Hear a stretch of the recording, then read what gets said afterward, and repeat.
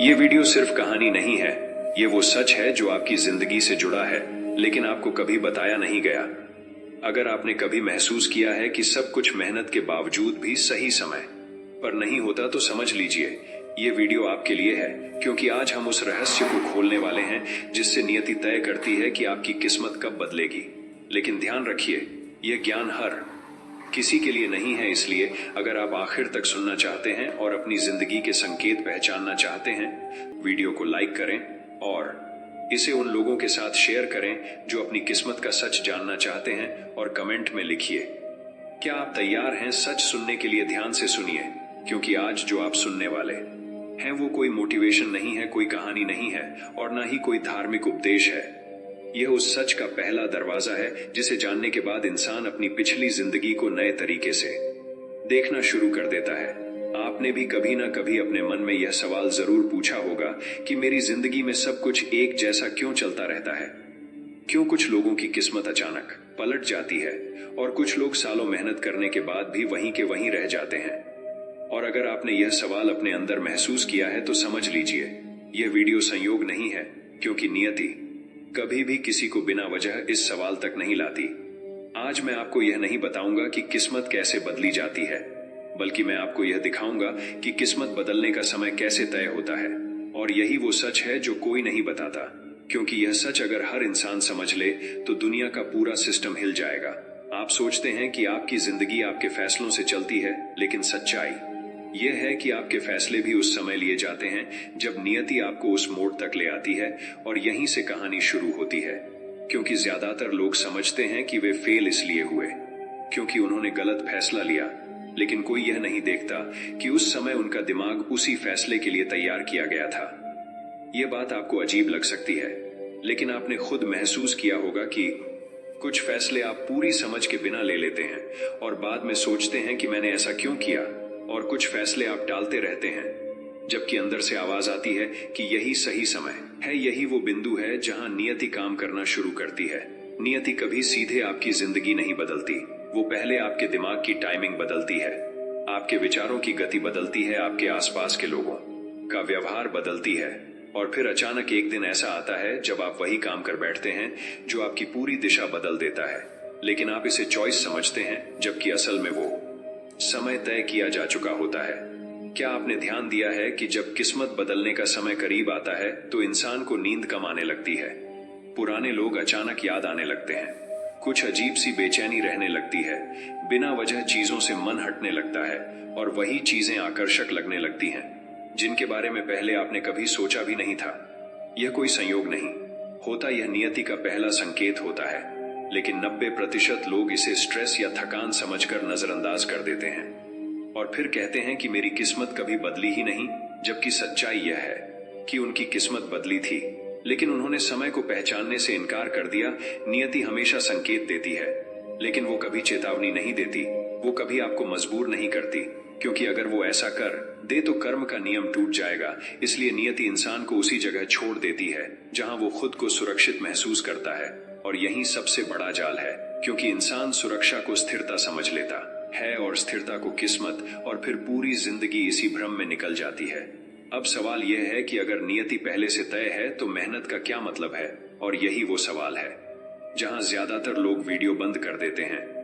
लेकिन अगर आप यहां तक सुन रहे हैं तो इसका मतलब है कि आपके अंदर कुछ बदलने वाला है, क्योंकि सच्चाई यह है कि मेहनत और नियति एक दूसरे के विरोधी नहीं है, बल्कि नियति ही तय करती है कि आपकी मेहनत कब फल देगी। आपने देखा होगा कि कभी कभी लोग बिना ज्यादा मेहनत किए अचानक ऊपर चले जाते हैं, और कभी कोई इंसान दिन रात मेहनत करता है लेकिन कुछ नहीं होता, और फिर एक दिन वही मेहनत अचानक सब कुछ बदल देती है। फर्क मेहनत में नहीं होता, फर्क टाइमिंग में होता है, और टाइमिंग इंसान तय नहीं करता, नियति तय करती है। लेकिन वो तभी काम करती है जब इंसान अंदर से तैयार हो चुका होता है। अब सवाल उठता है कि यह तैयारी क्या होती है? क्या यह सोचने से होती है? क्या यह विश्वास से होती है, या फिर किसी मंत्र से? नहीं, यह तैयारी बहुत गहरी होती है। यह तैयारी तब होती है जब इंसान अंदर से टूट चुका होता है, जब वो एक ही जगह बार बार हार चुका होता है, जब वो सवाल पूछने लगता है कि क्या यही मेरी जिंदगी है। और यही वो पल होता है जब नियति आपको नोटिस करती है, क्योंकि नियति उन लोगों पर काम नहीं करती जो अपनी हालत से संतुष्ट होते हैं, वो उन पर काम करती है जो अंदर से बेचैन हो चुके होते हैं। और अगर आप अभी यह वीडियो देख रहे हैं और आपको लग रहा है कि यह आपकी ही कहानी है, तो यह संयोग नहीं है। यह वही समय हो सकता है जिसके बारे में आज तक किसी ने आपको नहीं बताया। लेकिन यही कहानी खत्म नहीं होती, क्योंकि असली सच इससे भी ज्यादा गहरा है। और अगले भाग में मैं आपको दिखाऊंगा कि नियति कैसे इंसान के रिश्तों को तोड़कर उसकी किस्मत का रास्ता खोलती है, और क्यों किस्मत बदलने से पहले अकेलापन लगभग तय होता है। और अगर आप इस वीडियो को यहाँ बंद कर देते हैं तो हो सकता है आप उस सबसे जरूरी संकेत को मिस कर दें जो आपकी जिंदगी बदल सकता था। इसलिए अगले भाग को सुनना जरूरी है, क्योंकि वहां से कहानी सच में शुरू होगी। अब जरा ध्यान दीजिए, क्योंकि इस हिस्से में जो सच सामने आने वाला है वो ज्यादातर लोगों को असहज कर देता है। और शायद यही वजह है कि यह बात कभी खुलकर बताई नहीं जाती। जब नियति आपकी किस्मत बदलने का समय तय करती है तो वह सबसे पहले आपकी जिंदगी से शोर हटाती है। और शोर से मतलब सिर्फ आवाजों से नहीं होता, बल्कि उन लोगों से होता है जिनके साथ रहकर आप खुद को भूल गए होते हैं। आपने महसूस किया होगा कि जब भी आपकी जिंदगी में कोई बड़ा बदलाव आने वाला होता है तो अचानक कुछ रिश्ते भारी लगने लगते हैं। जिन लोगों के साथ आप घंटों बिना सोचे समझे बात कर लेते थे, वही लोग अब आपको थका देने लगते हैं। उनकी बातें आपको खाली महसूस कराने लगती हैं और आप खुद नहीं समझ पाते कि ऐसा क्यों हो रहा है, क्योंकि बाहर से सब ठीक लगता है लेकिन अंदर कुछ खिसक रहा होता है। यही वो पहला बड़ा संकेत होता है कि नियति आपकी पुरानी पहचान को धीरे धीरे तोड़ रही है, क्योंकि जब तक इंसान पुरानी पहचान से चिपका रहता है तब तक नई किस्मत उसके लिए जगह नहीं बना पाती। नियति जानती है कि अगर उसने सीधे आपकी जिंदगी बदल दी तो आप उस बदलाव को संभाल नहीं पाएंगे। इसलिए वह आपको पहले अकेलापन सिखाती है, लेकिन यह अकेलापन सजा नहीं होता, यह तैयारी होती है। और यही बात ज्यादातर लोग समझ नहीं पाते। वे सोचते हैं कि लोग दूर जा रहे हैं, मतलब कुछ गलत हो रहा है, जबकि असल में यही वो चरण होता है जहां सही चीजें आने की जगह बनती है।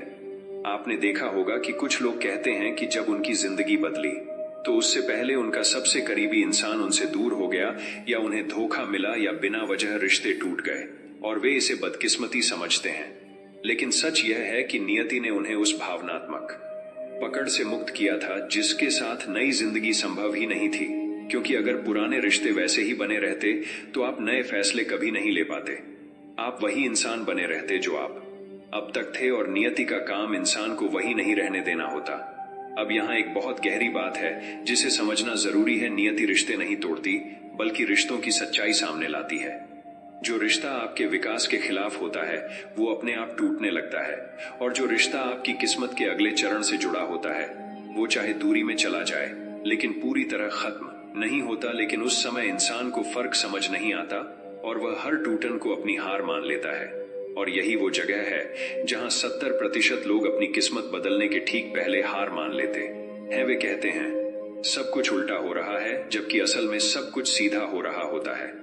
लेकिन पुराने नजरिए से देखा जाए तो वह उल्टा ही लगता है। क्या आपने कभी गौर किया है कि जब आप अंदर से बदल रहे होते हैं तो लोग अचानक आपको समझना बंद कर देते हैं। आप वही बातें कहते हैं लेकिन सामने वाला चिढ़ जाता है।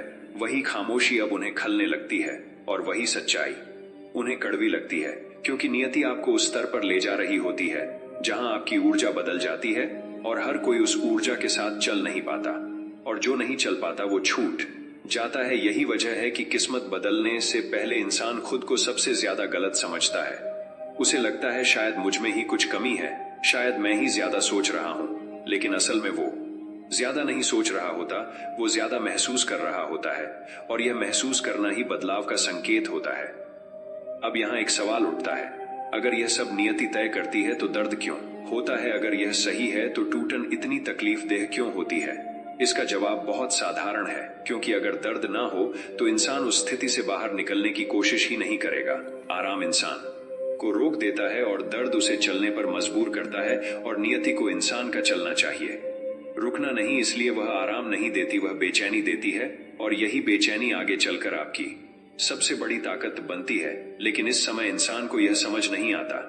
वह बस इतना जानता है कि अब वह पहले जैसा नहीं रहा, और यहीं से असली परीक्षा शुरू होती है, क्योंकि नियति इस चरण में इंसान को दो रास्ते देती है। एक रास्ता जहां वह पुराने लोगों के पास वापस लौट जाए, खुद को फिर से छोटा कर ले, समझौता कर ले और सुरक्षित महसूस करे, और दूसरा रास्ता जहां वह अकेला रह जाए, सवालों के साथ, अनिश्चितता के साथ, डर के साथ। और 90% लोग पहला रास्ता चुन लेते हैं क्योंकि दूसरा रास्ता डरावना होता है।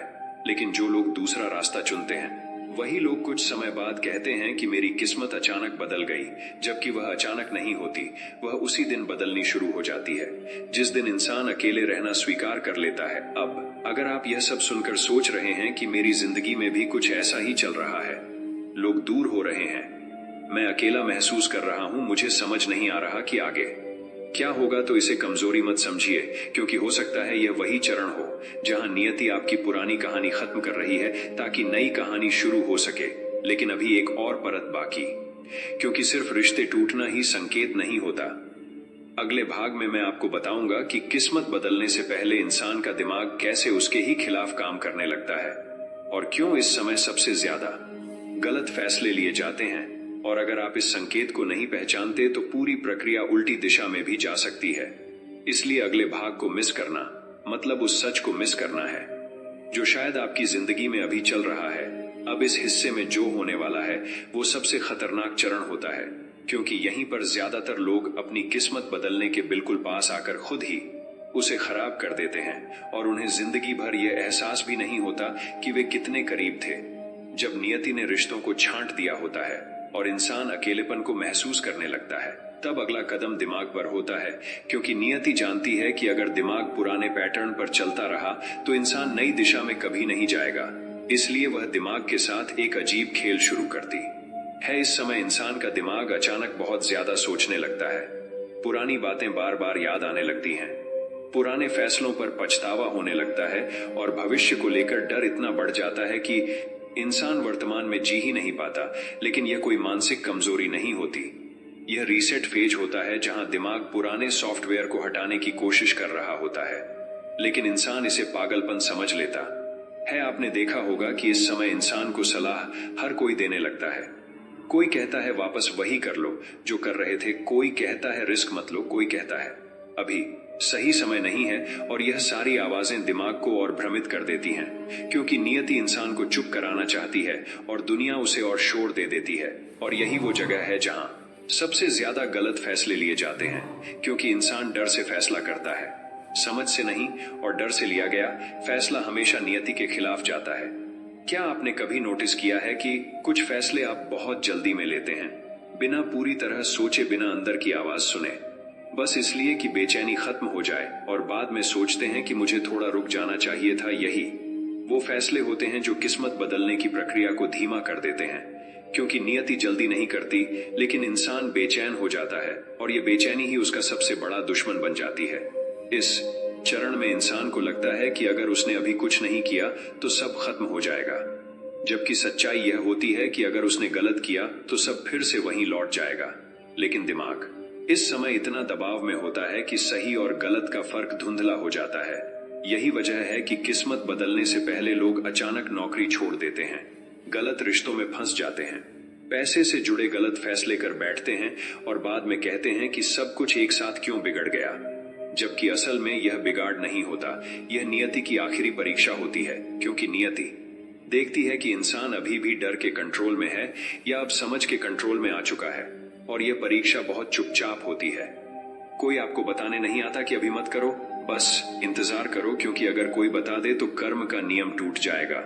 इसलिए इंसान को खुद पहचानना होता है कि कौन सा फैसला डर से आ रहा है और कौन सा अंदर की शांति से। लेकिन यही सबसे मुश्किल काम होता है, क्योंकि शांति इस समय बहुत कम होती है और डर बहुत ज्यादा। आपने महसूस किया होगा कि इस चरण में इंसान को नींद अजीब तरह से आती है, कभी बहुत ज्यादा, कभी बिल्कुल नहीं। सपने तेज हो जाते हैं, पुराने चेहरे बार बार दिखाई देते हैं और दिमाग दिन में भी आधा सपना और आधा सच बन जाता है।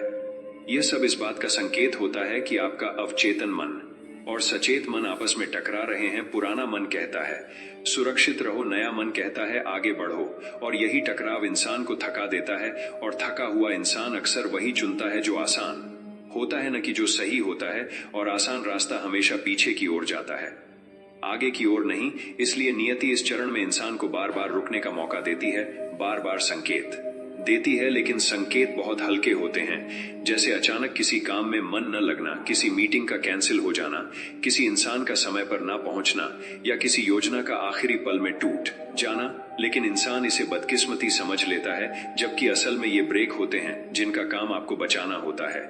अब यहाँ एक बहुत जरूरी बात समझिए, अगर इस समय आप लगातार गलत फैसले ले रहे हैं तो इसका मतलब यह नहीं कि आपकी किस्मत खराब है। इसका मतलब यह है कि आप उस दबाव को समझ नहीं पा रहे जिसमें आपका दिमाग है। और अगर आप इस दबाव को पहचान लेते हैं और थोड़ी देर कुछ भी बड़ा फैसला लेना बंद कर देते हैं, तो यही रुकावट आपकी किस्मत को सही दिशा में मोड़ सकती है। लेकिन ज्यादातर लोग रुकने से डरते हैं, क्योंकि उन्हें लगता है रुकना हार है, जबकि असल में रुकना इस चरण में सबसे बड़ा साहस होता है। और यही साहस नियति को दिखाता है कि इंसान अब तैयार है। अब वह भाग नहीं रहा, अब वह अपने अंदर की आवाज सुनने लगा है। और जैसे ही यह होता है, खेल बदलना शुरू हो जाता है। लेकिन यह बदलाव अभी बाहर नहीं दिखता, यह अंदर होता है। और यही वजह है कि लोग इसे पहचान नहीं पाते। वे कहते हैं कुछ नहीं बदल रहा, जबकि असल में सब कुछ बदल रहा होता है, बस अंदर से। और अगले भाग में मैं आपको दिखाऊंगा कि इस अंदरूनी बदलाव के बाद अचानक बाहरी दुनिया कैसे प्रतिक्रिया देने लगती है, कैसे मौके अपने आप दिखने लगते हैं, और क्यों कुछ संयोग इतने सही समय पर होते हैं कि इंसान खुद भी डर जाता है। और अगर आप यहाँ तक बने हुए हैं तो यह साफ संकेत है कि आपकी जिंदगी में भी यह चरण चल रहा है। इसलिए अगले भाग को मिस करना मतलब उस मोड़ को मिस करना है जहां से चीजें सच में पलटनी शुरू होती हैं। अब यहां से कहानी एक ऐसे मोड़ पर आती है जहां ज्यादातर लोग बिना समझे कहते हैं कि यह सब संयोग था, जबकि असल में यही वो जगह होती है जहां नियति बहुत चुपचाप काम करना शुरू करती है। जब इंसान अंदर से रुकना सीख लेता है, जब वह डर में फैसले लेना बंद कर देता है, और जब वह हर चीज को कंट्रोल करने की कोशिश छोड़ देता है, तब अचानक जिंदगी में कुछ अजीब सी घटनाएं होने लगती हैं जो देखने में छोटी होती हैं, लेकिन असर बहुत गहरा छोड़ती हैं। जैसे किसी पुराने इंसान का अचानक याद आ जाना, और उसी दिन उसका मैसेज आ जाना, किसी ऐसे मौके का दिख जाना जिसके बारे में आपने पहले कभी सोचा भी नहीं था, या किसी बात का बार बार अलग अलग जगहों पर सुनाई देना। और यह सब इतना सामान्य लगता है कि इंसान इसे नजरअंदाज कर देता है, लेकिन यही वो संकेत होते हैं जिनसे नियति बताती है कि अब टाइमिंग बदल रही है। अब आप उस लाइन में आ रहे हैं जहां चीजें अपने आप जुड़ने लगती हैं। इसे सिंक्रोनिसिटी कहा जाता है। लेकिन सच यह है कि यह संयोग नहीं होता। यह तब होता है जब आपका अंदरूनी हालात और बाहरी हालात एक ही दिशा में चलने लगते हैं। इससे पहले तक आप धक्का देते थे, अब चीजें खींचने लगती हैं। इससे पहले आप दरवाजा ढूंढते थे, अब दरवाजा आपके सामने आ जाता है। लेकिन यहाँ एक बहुत बड़ी गलती लोग कर बैठते हैं। वे इस चरण में उत्साहित होकर फिर से जल्दी करने लगते हैं। उन्हें लगता है अब सब साफ है, अब सब आसान है, और यहीं पर वे फिर से पुराने पैटर्न में लौटने लगते हैं। क्योंकि नियति अभी पूरी तरह दरवाजा नहीं खोलती, वह पहले झरोखा दिखाती है ताकि देख सके कि इंसान ने सच में सबक सीखा है या नहीं। आपने महसूस किया होगा कि इस समय चीजें पूरी तरह मिलती नहीं हैं, बस थोड़ी थोड़ी मिलती हैं, जैसे मौका दिखता है, लेकिन पूरा रास्ता साफ नहीं होता। इंसान मिलता है, लेकिन भरोसा तुरंत नहीं बनता। पैसा आता है, लेकिन टिकता नहीं, और यही अधूरापन लोगों को परेशान कर देता है। वे सोचते हैं जब सब ठीक हो रहा है तो पूरा क्यों नहीं हो रहा। और यही वो सवाल है जो इस चरण को खराब भी कर सकता है, क्योंकि नियति अधूरापन जानबूझकर रखती है ताकि इंसान धैर्य बनाए रखे। अगर इस समय इंसान फिर से बेचैन हो गया तो प्रक्रिया फिर से पीछे जा सकती है। इसलिए इस चरण में सबसे जरूरी होता है देख, लेकिन पकड़ना नहीं, समझना लेकिन दौड़ना नहीं, और सुनना लेकिन प्रतिक्रिया तुरंत नहीं देना। लेकिन यह आसान नहीं होता, क्योंकि इतने लंबे समय के बाद जब थोड़ी राहत मिलती है तो इंसान उसे पकड़ लेना चाहता है। लेकिन नियति चाहती है कि इंसान अब भरोसा सीखे, भरोसा इस बात पर कि जो आ रहा है वो धीरे आएगा लेकिन टिकेगा। आपने देखा होगा कि जिन लोगों की किस्मत सच में बदलती है, वे कभी यह नहीं कहते कि सब कुछ एक रात में हो गया। वे कहते हैं पहले चीजें अजीब तरह से जुड़ने लगी थीं और उस समय उन्हें समझ नहीं आया था, लेकिन बाद में सब साफ हुआ। यही वजह है कि इस चरण में इंसान को ज्यादा बोलने का मन नहीं करता।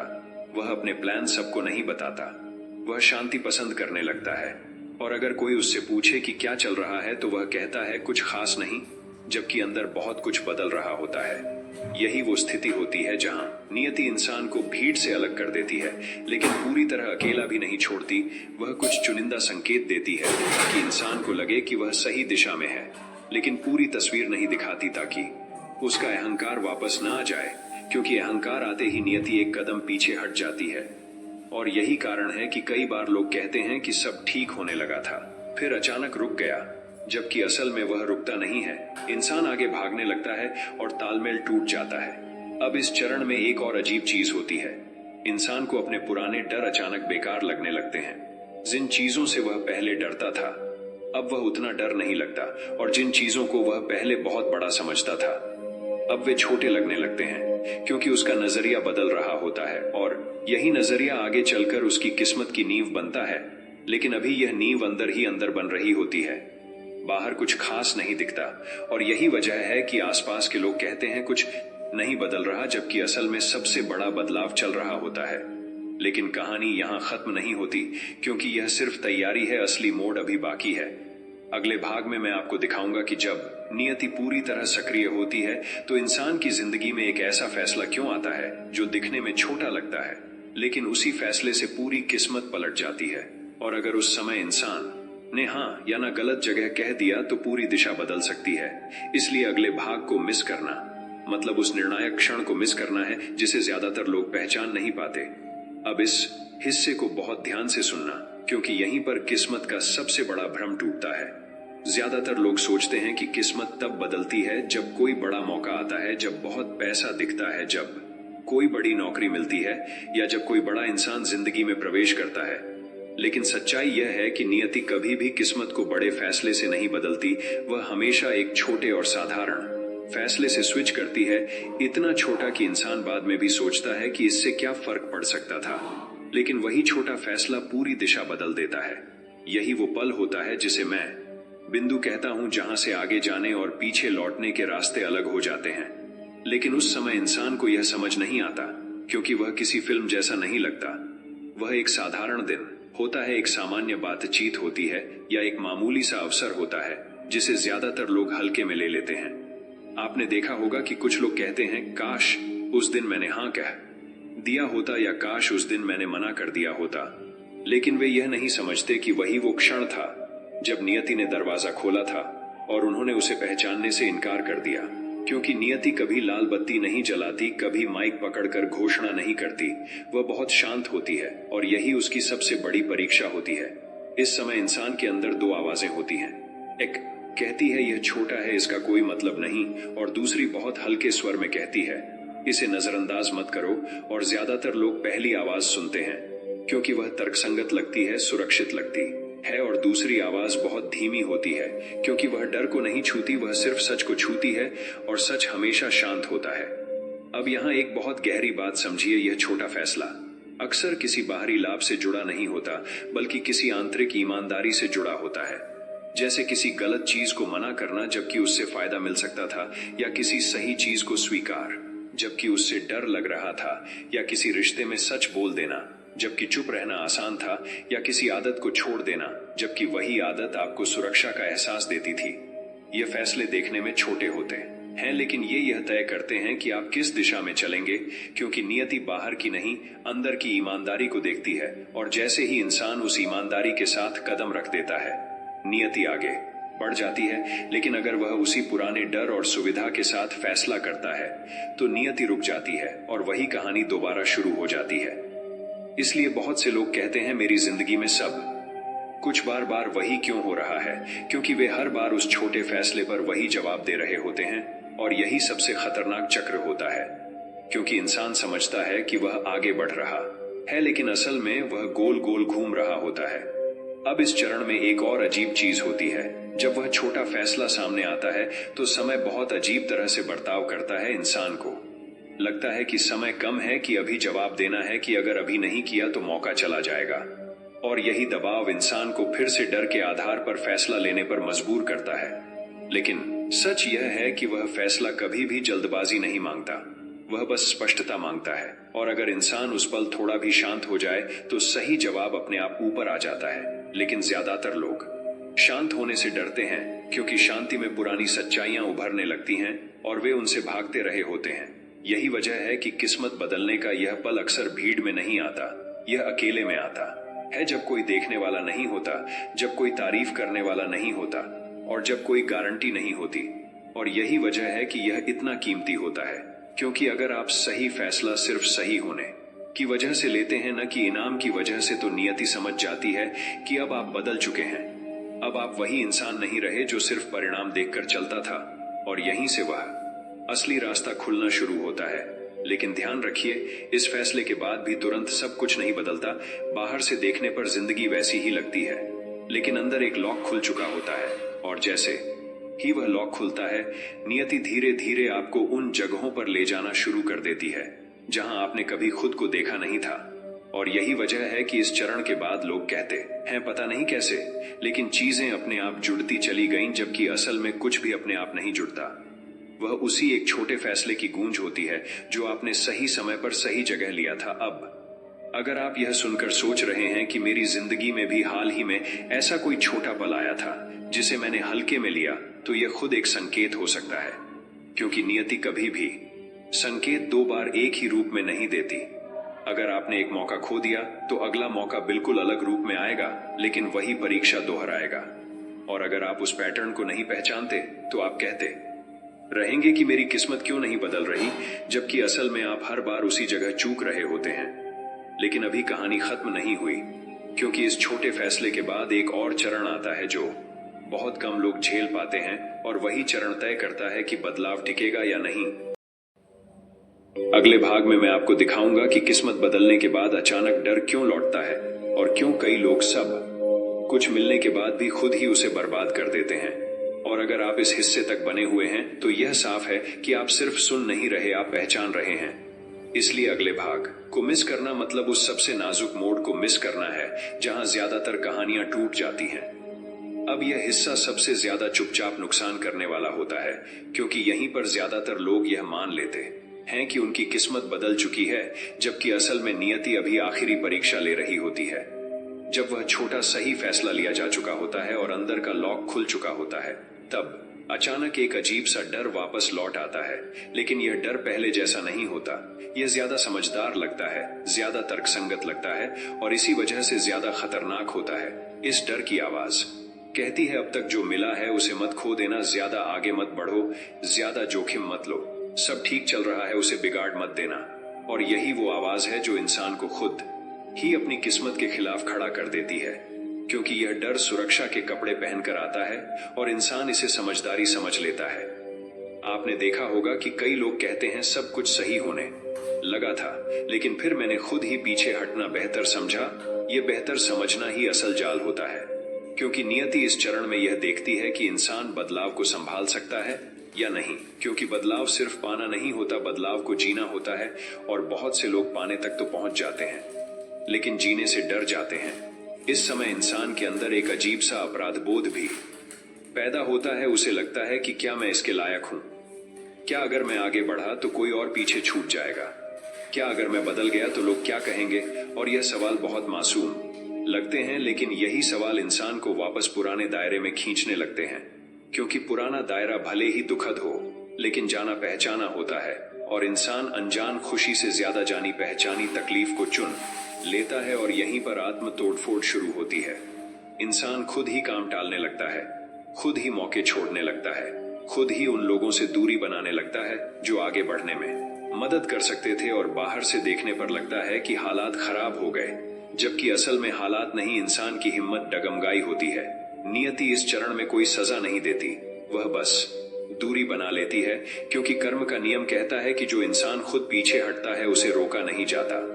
और यही वजह है कि कई लोग कहते हैं कि किस्मत आई और चली गई, जबकि असल में किस्मत कहीं नहीं जाती, इंसान ही वापस लौट आता है। अब यहाँ एक बहुत जरूरी संकेत होता है जिसे पहचानना जरूरी है। अगर इस समय आपको बार बार यह ख्याल आ रहा है कि मैं इतना भी आगे नहीं जाना चाहता, बस इतना काफी है, तो समझ लीजिए यह वही परीक्षा है। क्योंकि संतोष और डर के बीच बहुत बारीक फर्क होता है। संतोष में शांति होती है, डर में तनाव होता है। और अगर आप अपने फैसलों के बाद भी भीतर तनाव महसूस कर रहे हैं तो वह संतोष नहीं है, वह डर है जो आपको रोक रहा है। नियति इसी फर्क को देखती है, क्योंकि जो इंसान शांति के साथ रुकता है वह बाद में आगे भी बढ़ सकता है, लेकिन जो डर के साथ रुकता है वह वहीं अटक जाता है। इस चरण में कई लोग अपने पुराने पैटर्न को ज्ञान के नाम पर वापस ले आते हैं। वे कहते हैं मुझे ज्यादा कुछ नहीं चाहिए, सादगी ही काफी है। लेकिन यह सादगी नहीं होती, यह पीछे हटना होता है। और नियति इसे तुरंत पहचान लेती है, क्योंकि सच्ची सादगी में कोई डर नहीं होता, कोई सफाई नहीं होती, कोई तर्क नहीं होता, वह बस होती है। लेकिन यहाँ इंसान खुद को समझाने में बहुत ऊर्जा खर्च करता है, और यही ऊर्जा बता देती है कि अंदर कुछ ठीक नहीं है। अब इस चरण में अगर इंसान ईमानदारी से खुद से एक सवाल पूछ ले कि क्या मैं शांति से रुक रहा हूं या डर से पीछे हट रहा हूं, तो वही सवाल पूरी प्रक्रिया को बचा सकता है। लेकिन यह सवाल पूछने की हिम्मत बहुत कम लोग करते हैं, क्योंकि इसका जवाब बदलने की मांग करता है, और बदलना इस समय सबसे डरावनी चीज लगती है। लेकिन यही वो क्षण होता है जहां नियति आखिरी बार दरवाजा खुला रखती है। अगर इंसान इस डर को पहचान ले और फिर भी आगे बढ़ने का चुनाव करे, तो प्रक्रिया तेज हो जाती है। और अगर वह डर के साथ रुकने को ही समझदारी मान ले, तो प्रक्रिया बहुत धीरे हो जाती है या फिर लंबे समय के लिए ठहर जाती है।